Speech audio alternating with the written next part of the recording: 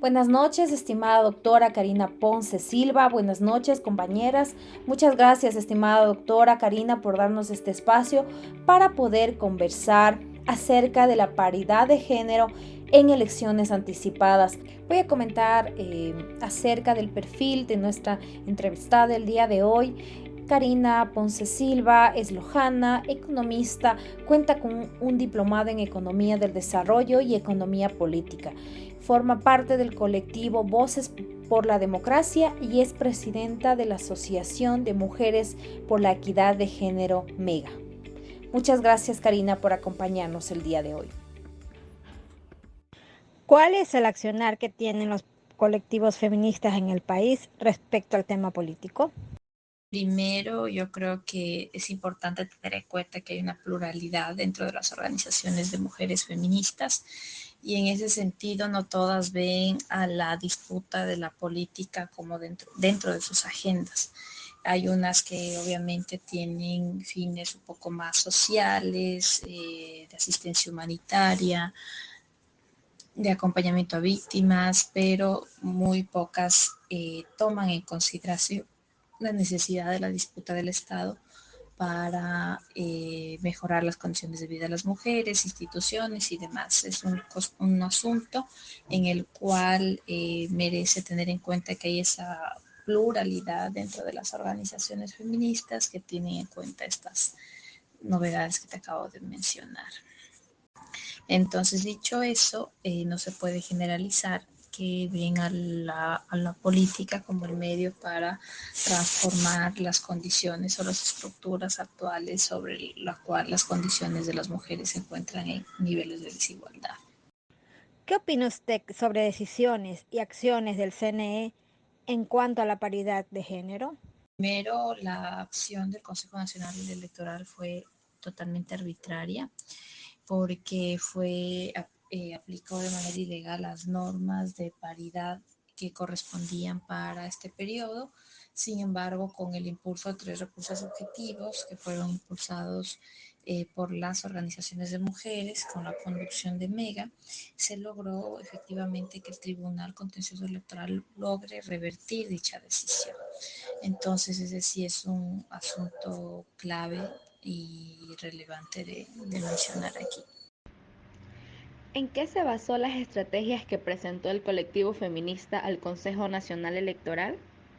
Fueron 2 estrategias plenamente jurídicas. La primera, el impulso de 3 recursos al contencioso electoral. Estoy en la tercera pregunta del contencioso electoral, que consistía en 3 recursos objetivos para presentarlos ante el Tribunal Contencioso Electoral de manera que den respuesta y resuelva dar de baja aquella normativa que era totalmente arbitraria y ilegal a las normas de las mujeres. La segunda, en cambio, era un recurso ex post para presentarlo ante la Corte Constitucional, lo cual implicaba la presentación de un reclamo previo, y este reclamo previo fue presentado en la mayor parte de provincias del país y ante los consejos nacionales electorales. Esto nos permitía luego de 40 días interponer un recurso ante la Corte Constitucional por una acción de incumplimiento. Entonces, de esta manera fue como se pudo impulsar estas estrategias a nivel jurídico de la organización. Para usted, ¿cuál sería el siguiente paso del colectivo ahora que el Tribunal Contencioso Electoral dispuso al Consejo Nacional Electoral aplicar el principio de paridad de género?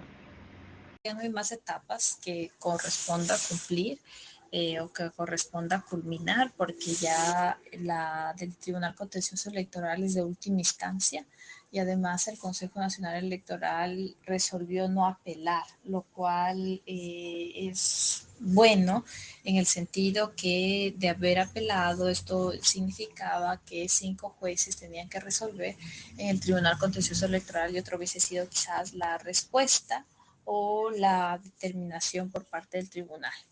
En cuanto a las otras cosas que mencionas ahí, ya no iría el reclamo ante la Corte Constitucional en virtud que ya se cambiaron las reglas, pero lo que yo sí creo que una vez instalada la Asamblea Nacional sí se deba impulsar un proceso de enjuiciamiento político a las autoridades del Consejo Nacional Electoral que a propósito están prorrogadas y merecen ser sancionadas por estas negligencias y arbitrariedades cometidas.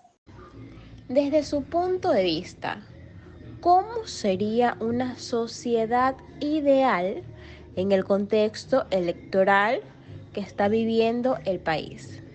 Una sociedad ideal sería aquella donde no tengamos que recurrir a acciones afirmativas para poder impulsar el respeto en cuanto a nuestros derechos políticos, y esa sería pues la sociedad ideal nuestra, donde hombres y mujeres seamos vistos entre iguales, donde la participación sea valorada en función de estas capacidades, conocimientos que ambos sexos mantenemos de manera igual, y que no sea el sexo con el que nacemos la determinación sobre la cual infravaloren o valoren nuestra participación en política. Hay un cuestionamiento muy alarmante que aún se tiene, y es el de ¿qué pasa con el liderazgo de la mujer en el ámbito de la política? Yo creería que hay mujeres muy formadas, capaces, listas para dirigir, asumir espacios de representación, de dirección, de altas funciones y autoridades. Sin embargo, esa visibilización, esa consideración en relación de cuánto pueden aportar, quizás ha sido muy descuidada, muy poco valorada por parte de las organizaciones políticas, y en ese sentido sí ha afectado el ser consideradas para encabezar listas, para formar parte de binomios. Entonces esa sí ha sido una gran debilidad. ¿Por qué son mínimos los espacios de participación política de las mujeres en Ecuador? ¿Cuál es el factor? A ver, yo creo que hay que hacer un recuento histórico aquí, porque las mujeres desde la República en 1830 no votábamos. Pudimos votar en 1924. Exactamente el 9 de junio de 1924, por primera vez una mujer pudo votar, y en el 97 hubieron las primeras cuotas electorales con la ley de amparo laboral, y después con la ley de cuotas se estableció, perdón, con la anterior el 15% de participación mínima de las mujeres. Con la ley de cuotas se amplió esa participación con un piso del 30% y que se iba a ir incrementando el 5% en cada periodo electoral hasta llegar al 50%. Luego, con la constitucionalización de la paridad en el 2008, se emitió luego el Código de la Democracia, en donde ya se establecieron las formas en cómo debía esa paridad concretarse, y las últimas reformas de febrero de 2020. Entonces sí, hemos caminado sumamente desiguales desde el ejercicio como ciudadanas, como electoras, como posibles para poder ser elegidas. Entonces sí ha habido una demora en aquello, y eso sí es necesario y relevante cuestionar, como otros derechos que se nos fueron entregados más tarde, el de la propiedad, el de divorciarnos, el de transitar libremente, el de inclusive otros siguen pendientes, como por ejemplo el de nuestros derechos sexuales y reproductivos y demás. Son consideraciones que obviamente nos ponen en situación de desigualdad. ¿Qué proyectos desarrolla la Asociación de Mujeres por la Equidad de Género para fortalecer el liderazgo femenino? Tenemos dos áreas, la de género y democracia, e impulsamos algunos proyectos para fortalecer justamente eso. Tenemos una escuela de formación Guarmis Empoderadas que cuenta con 9 MOOCs de formación gratuita para las mujeres, donde están varios ámbitos: violencia política, participación política de las mujeres, empoderamiento económico, medidas de protección, el conocimiento sobre la ley y demás, que les facilite el ejercicio de su gestión y conocimiento sobre las áreas involucradas.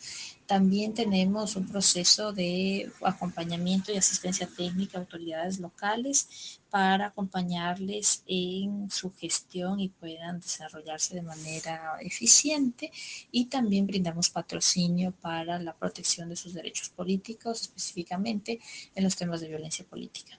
Con todos los acontecimientos que hemos vivido, ¿cómo queda la democracia en el país? Esa pregunta es muy amplia porque el sistema democrático en el Ecuador no es sólido.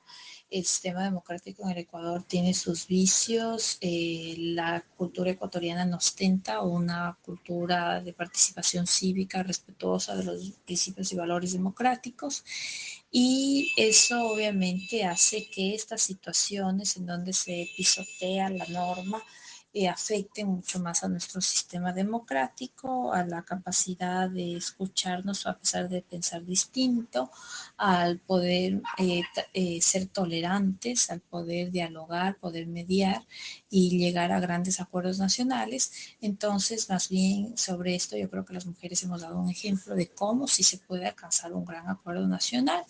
Sin embargo, en esto sí es relevante cuestionar la forma en la cual esto ha sido tomado por parte de la sociedad. Le propone formar parte de un binomio presidencial. ¿Estaría usted dispuesta a representarnos? Respecto a la última pregunta, no, porque yo no cumplo ahora los requisitos y entonces sobre eso sí sería relevante mencionar que no cumplo con la ley, entonces yo soy muy respetuosa del Estado de Derecho y segundo, es una decisión que merece toda la responsabilidad posible de asumirla y que en este caso considero no tener aquellos complementos útiles para tomar una decisión como esta.